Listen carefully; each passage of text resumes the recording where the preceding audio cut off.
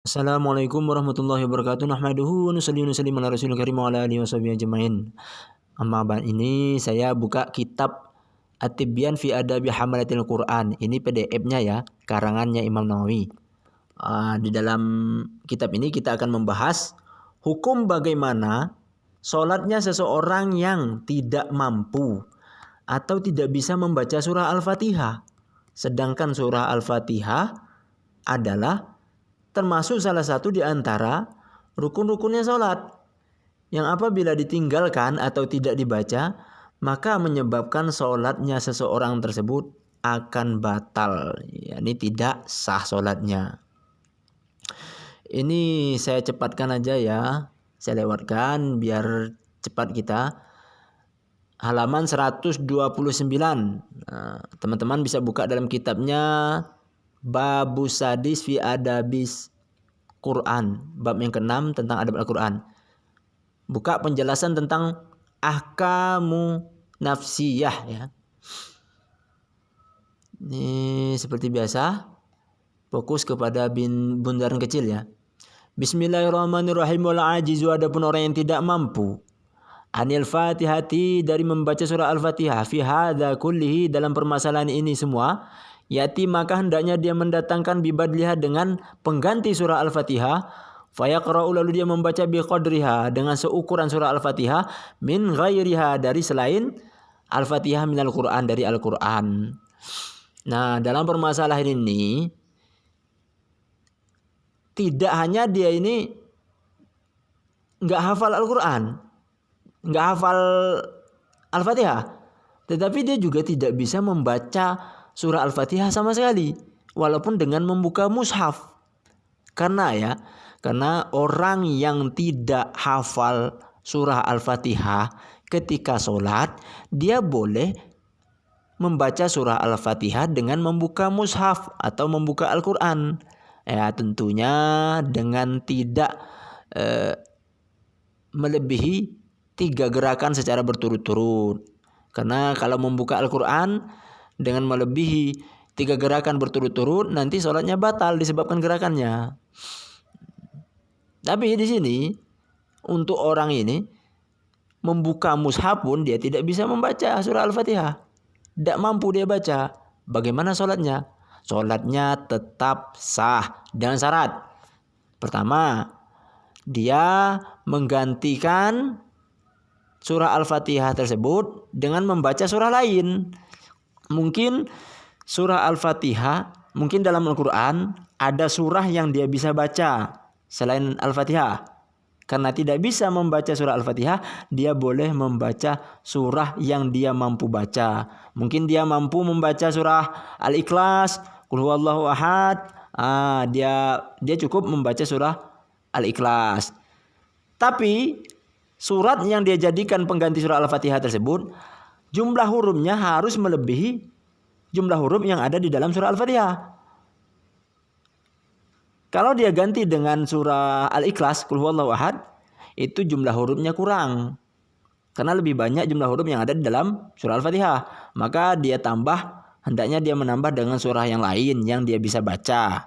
Seperti mungkin Al-Falaq, dia baca 2 surah, surah Al-Ikhlas dan surah Al-Falaq. Insya Allah 2 surah ini digabungkan jadi 1, hurufnya itu insya Allah melebihi jumlah huruf yang ada di surah Al-Fatihah. Seperti itu.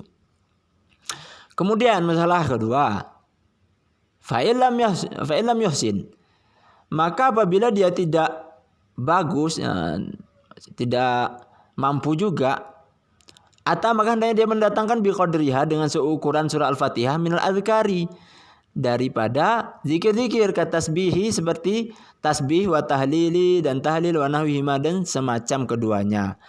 Nah, apabila orang ini membaca surah lain pun di dalam Al-Quran, dia tidak bisa. Maksudnya di dalam Al-Quran itu tidak ada surah ayat yang bisa dia baca sama sekali.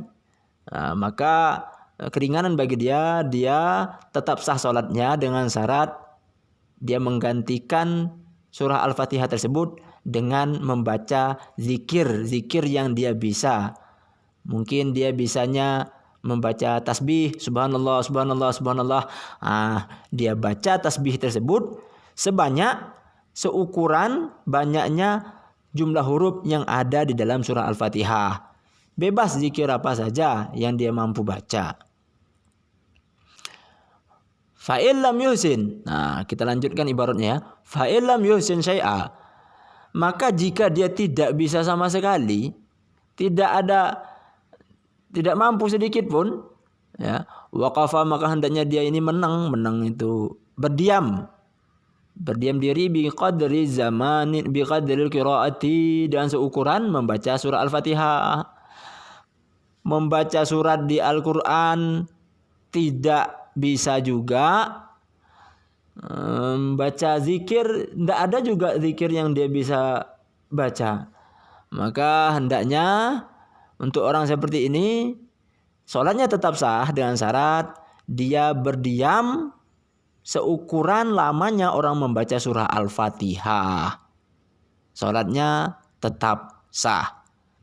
Nah, tapi bagi orang yang tidak mampu atau tidak bisa membaca surah Al-Fatihah, dia berkewajiban untuk terus belajar membaca surah Al-Fatihah. Ini diterangkan oleh Imam Nawawi di dalam kitab Raudhatut Thalibin. Nah, beliau menjelaskan man la yaqdiru. Nah, ini teman-teman bisa lihat, man la yaqdiru, barang siapa yang tidak mampu ala qiraatil Fatihati, untuk membaca surah Al-Fatihah, yalzamu, maka wajib bagi dia kasbul qudrati, yaitu berupaya untuk bisa mampu membaca, bita'allumi, dengan belajar, au ila mushafin, atau dengan mushaf, kepada mushaf ya qara'uha, yang akan dia baca minhu, dari mushaf tersebut, bisyira'in, dengan cara membeli, au ijaratin, atau dengan cara menyewa, au isti'aratin, atau dengan meminjam.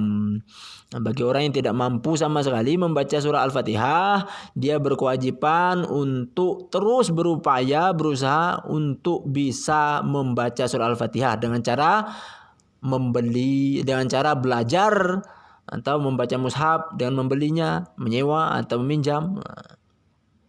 Nah, karena dia berkewajiban untuk belajar membaca surah Al-Fatihah, maka timbul permasalahan selanjutnya.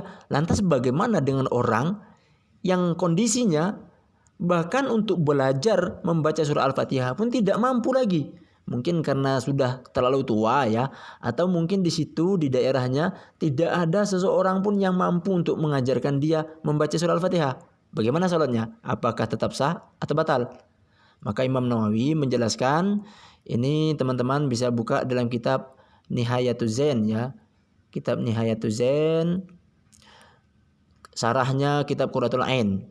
Faslun fi kifayatis salati al-muta'alliqati biwajibin, yang membahas tentang rukun-rukunnya salat. Nah, teman-teman bisa buka, bisa lihat ini. Saya akan bacakan bundaran kecil ya, fokus pada bundaran kecil. Bismillahirrahmanirrahim. Fa in kana ajizan, maka apabila orang tersebut tidak mampu anis sawabi, untuk membaca Al-Quran dengan benar, wa an ta'allumihi, dan untuk belajar surah Al-Fatihah, fasalatu, maka adapun salat orang tersebut sahihatun, tetap sah, fi nafsihi, untuk dirinya sendiri, wa tasihu imamatuhu, dan sah pula keimaman dia, limisli, untuk orang yang seperti dia juga. Nah, maka bagi orang yang tidak mampu membaca surah Al-Fatihah dengan benar, atau bahkan dia ini tidak mampu untuk belajar membaca surah Al-Fatihah, bahkan untuk belajar membaca surah Al-Fatihah pun dia tidak mampu, maka sholatnya, kata Imam Nawawi, tetap sah untuk dirinya sendiri, dan bahkan dia juga sah menjadi imam untuk orang yang sama seperti dia kondisinya ya. Wallahu a'lam.